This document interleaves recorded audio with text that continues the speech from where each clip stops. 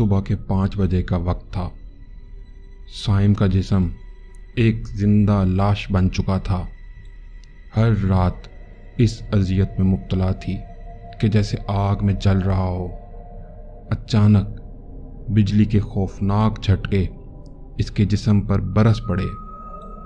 بجلی کی روشنی اس کی آنکھوں کے سامنے جھلملا رہی تھی۔ ایک دم روشنی، پھر مکمل تاریکی، اور پھر دوبارہ روشنی کا چمکنا۔ یہ چکر ایسے چل رہے تھے جیسے اس کے دل کی دھڑکن بجلی کے جھٹکوں کے تال میل سے جکڑی ہو۔ ہر جھٹکے نے اس کے اندرونی اعضاء کو چیر دیا۔ گوشت پھٹنے لگا، ہڈیاں چٹکنے لگیں، اور وہ خود کو موت کی آغوش میں پانے کے لیے بےتاب تھا۔ مگر موت اس کے لیے ایک خواب سے زیادہ کچھ نہیں تھی۔ اس کی جلد بجلی کی باریک باریک کرنوں سے جل کر پھٹ رہی تھی، گویا اس کی روح جسم سے جدا ہو رہی ہو، لیکن پھر بھی وہ دردناک جسم وہاں سسک رہا تھا، کسی زندہ لاش کی طرح۔ سائم کے لب کانپتے رہے۔ وہ بے بسی سے چیخنا چاہتا تھا، مگر اس کی آواز کسی خوفناک ویرانے میں کھو گئی تھی۔ سائم پھر اپنے آپ سے کہنے لگا، کیا کوئی ہے؟ کیا کوئی سن رہا ہے؟ مجھے موت دے دو، بس نجات دے دو۔ اس کی گڑگڑاہٹ فضاؤں میں گونج رہی تھی، لیکن کوئی جواب نہ تھا۔ ہوا میں خوف اور اذیت کی ایک کالی چادر چھائی ہوئی تھی جو اس کے دل پر بھاری پڑ رہی تھی۔ اس کے جسم کے تمام حصے درد کی آگ میں جھلس رہے تھے۔ ہر سانس ایک شکنجہ بن گیا تھا جو اس کی روح کو دباتا جا رہا تھا۔ سائم نے اپنی آنکھیں بند کی اور اپنے دل سے یہ دعا کی، کوئی اسے اس عذاب سے نجات دے دے۔ مگر ہر جھٹکے کے ساتھ وہ خود کو مزید تنہا اور مایوس محسوس کرنے لگا۔ ابھی سائم کی نظر آگ کے شعلوں اور بجلی کے جھٹکوں میں گھوم رہی تھی، اور اچانک اسے احساس ہوا کہ یہ سب سزا وہ لوگ جھیل رہے ہیں جو دنیا میں ظلم کرتے تھے۔ وہ دیکھ رہا تھا کہ ہر جھٹکا، ہر چیخ انہی ظالموں کے لیے تھی، اور پھر اچانک وہ سمجھ گیا کہ وہ خود بھی تو ظالم تھا۔ سائم یاد کرتا ہے کہ وہ ایک سرکاری افسر تھا جہاں اس کا کام عوامی خدمات فراہم کرنا تھا، مگر اس نے بزرگ شہریوں کو انتظار کروایا، درخواستوں پر دستخط میں تاخیر کی، اور لوگوں کے کاموں میں رکاوٹ ڈالی۔ یہ سب اس کے لیے معمول بن چکا تھا، اور وہ کبھی نہیں سوچا تھا کہ اس کی یہ حرکتیں کتنی سنگین اور ظلم کی مثال ہیں۔ اب وہ جان رہا تھا کہ وہ خود انہی ظالموں کی صف میں کھڑا ہے۔ سائم کی حالت اور اس کے گناہوں کی شدت کو دیکھتے ہوئے اللہ تعالیٰ کی یہ آیات اس کی سزا کی وضاحت کرتی ہیں۔ چنانچہ سورہ نحل کی آیت نمبر 61 میں آتا ہے، اور اگر اللہ فوراً پکڑ کرتا لوگوں کی ان کے گناہوں کے سبب تو نہ چھوڑتا اس زمین پر کوئی بھی جاندار، لیکن وہ مہلت دیتا ہے انہیں ایک وقت معین تک، پھر جب ان کا وقت معین آ جائے گا تو نہ وہ اس سے ایک ساتھ پیچھے ہٹ سکیں گے اور نہ آگے بڑھ سکیں گے۔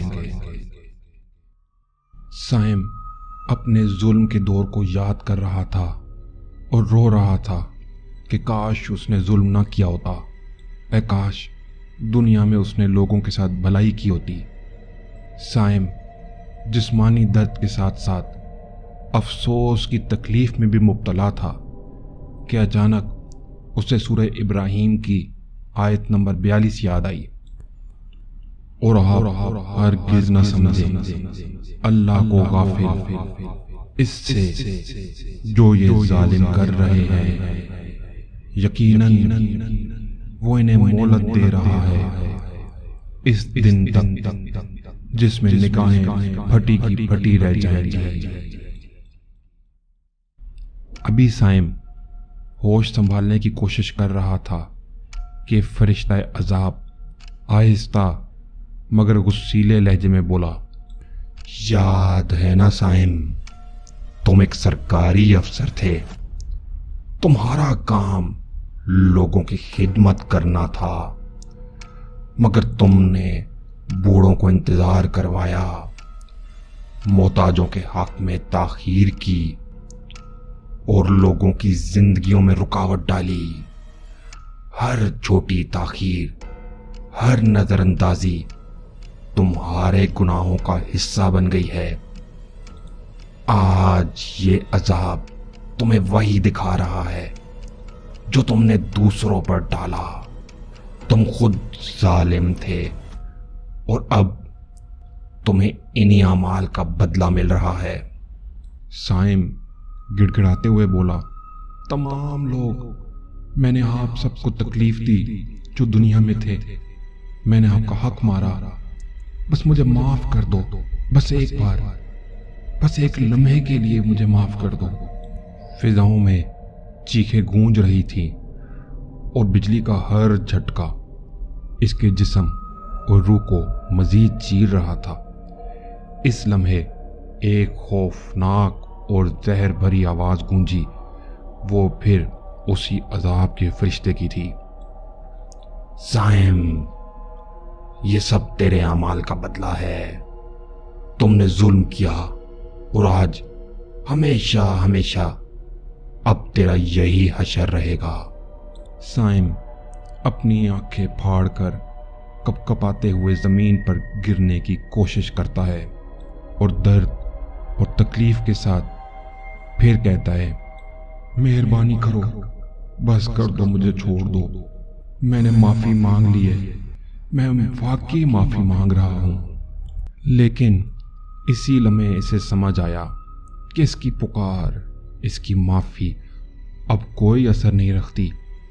یہ دنیا میں کیے گئے ظلم اور غفلت کی سزا ہے، اور اب اس کی جانب سے مقررہ عذاب کے سامنے معافی بے سود ہے۔